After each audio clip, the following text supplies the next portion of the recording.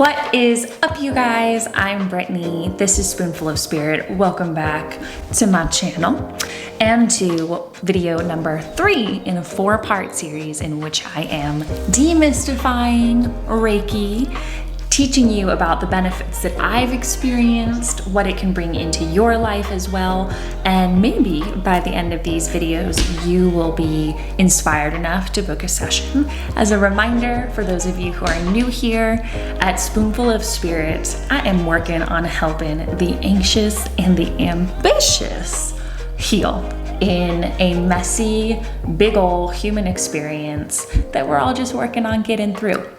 And we could use a little bit of healing. So if you would give this video a like and a subscribe, it would mean so much because this channel is small but mighty, and the more it grows, the more people we get to help. All right, with that, let's get to it.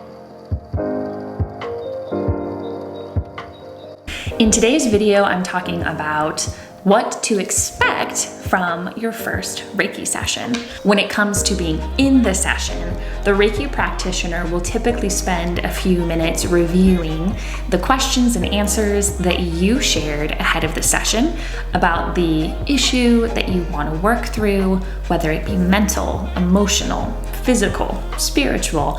We will revisit that to see if it still applies, or if you'd actually like to work on something else once you enter the session.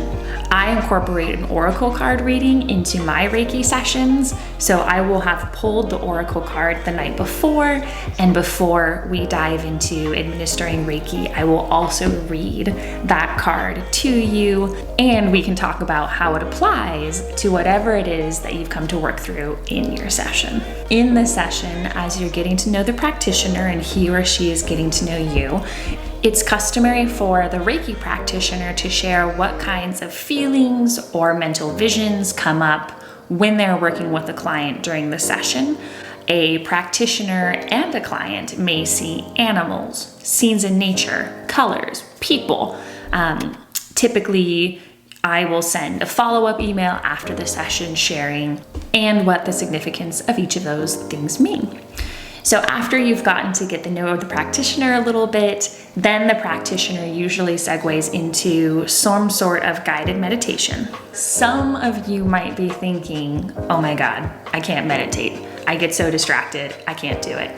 That is fine. You as the client just need to lay there and rest. If you get distracted, it's okay. The energy is still flowing, the session is still going. Don't stress about it. And especially don't think, should I be thinking something? Should I be feeling something? Just practice receiving. Receiving the attention of someone else who's wholly committed to holding this space for you, receiving healing and receiving the energy. Just practice receiving.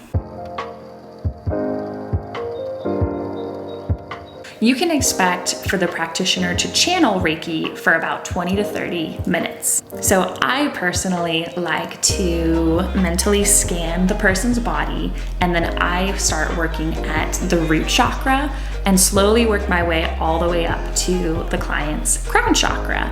If I reach a chakra mentally and I think, ooh, I'm called over to this part of the body, I'll deviate, I'll go focus there, and I'll come right back up. Each practitioner has his or her own way to work through your entire body during the session.